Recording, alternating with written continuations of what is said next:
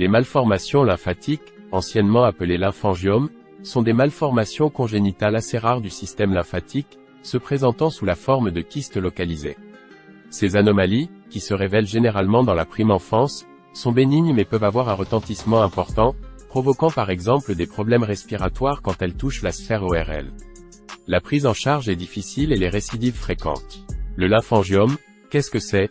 Définition. Les malformations lymphatiques, anciennement appelées lymphangiomes ou lymphangiome kystique, sont des anomalies congénitales développées aux dépens du système lymphatique. Le système lymphatique est un réseau vasculaire constitué de fins vaisseaux, qui assure la circulation de la lymphe depuis la plupart des organes du corps jusqu'aux ganglions. Il contribue notamment à l'épuration des déchets cellulaires ainsi qu'au transport de certains nutriments et des globules blancs, jouant ainsi un rôle essentiel dans l'immunité.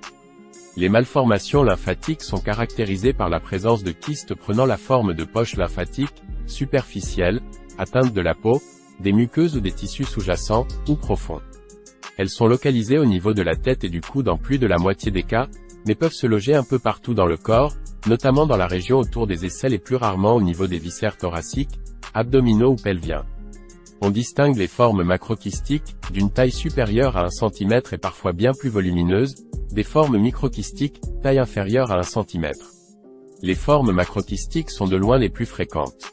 Bien limitées, ces macrokystes peuvent être isolés ou multiples, voire associés entre eux. Ils se présentent comme des masses molles et élastiques sous une peau normale. Ils évoluent par poussée. Les formes microkystiques prennent l'aspect de plaques mâles délimitées envahissant la peau et les muqueuses, parsemées de petites vésicules, cloques, remplies de liquide clair ou sanglant. Il existe aussi des formes mixtes. Ces lésions sont toujours bénignes, même lorsqu'elles forment des masses pseudo-tumorales. La plupart sont déjà présentes à la naissance et évidentes avant l'âge de 2 ans. Toutefois, des kystes latents peuvent se développer à tout moment et ne se révéler qu'à l'âge adulte.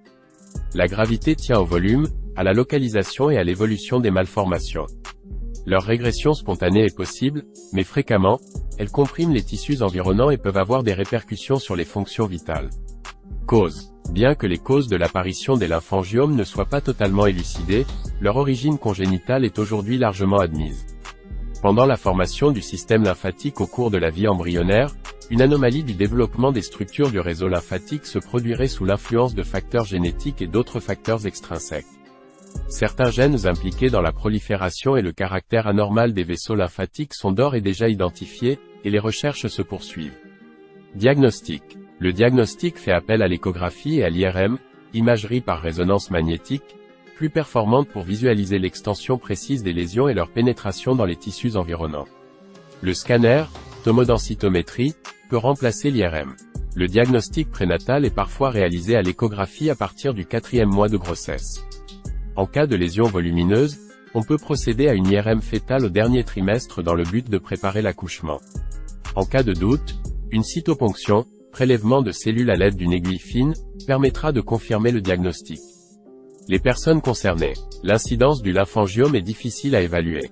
Des auteurs le considèrent comme une affection rare, un cas sur 16 000 naissances à un cas sur 2000 naissances. Cependant, elle est la Société française d'ORL et de chirurgie de la face et du cou, SFORL, avance en 2018 les chiffres de 1,2 à 2,8 cas de lymphangiome de la face et du cou pour 1000 naissances. Environ la moitié des lymphangiomes sont présents à la naissance et 9 sur 10 sont diagnostiqués dans les 2 premières années de la vie.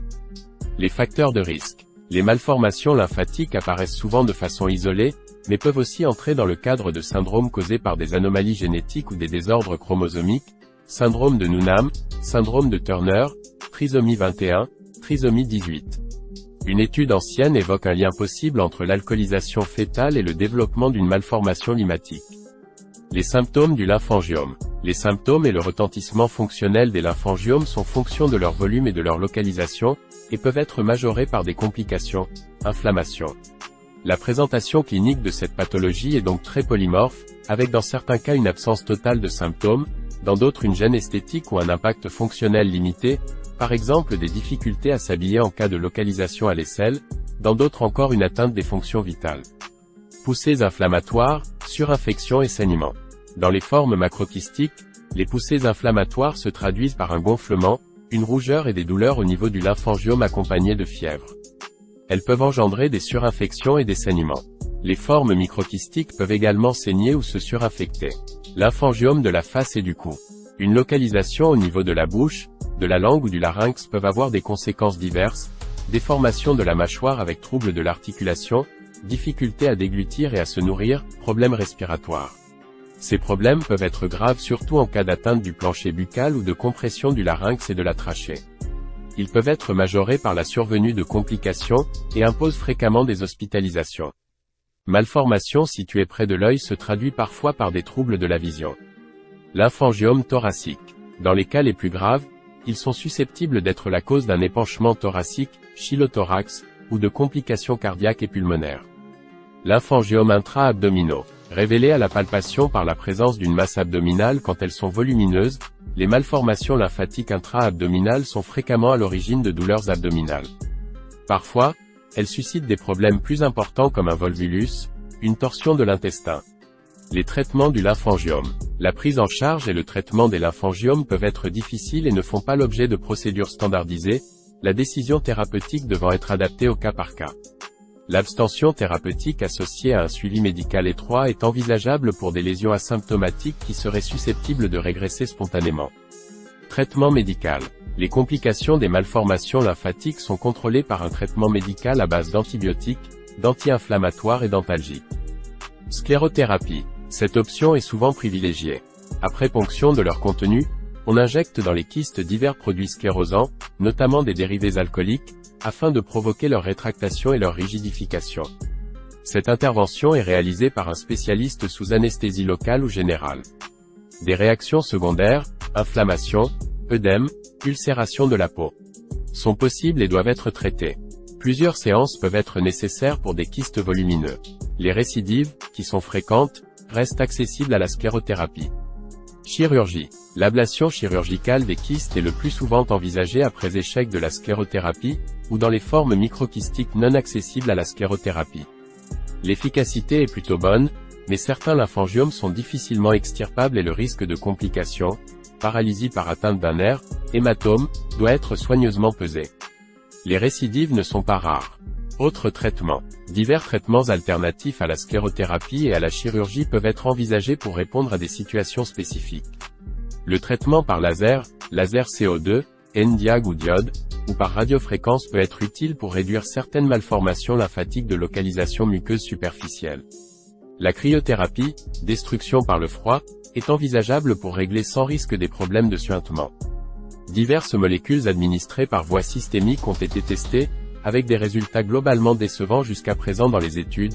Le sirolimus, rapamycine, serait efficace simultanément sur toutes les localisations, et peut être essayé en cas d'échec des traitements locaux. Le propanolol pourrait avoir un certain intérêt pour traiter des lésions muqueuses hémorragiques. Les autres molécules, interférons A2B, sildenafil, bêta-bloquants, n'ont pas fait la preuve de leur efficacité.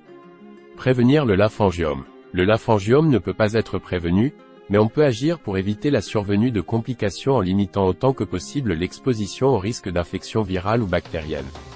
Des règles d'hygiène dentaire strictes doivent notamment être adoptées.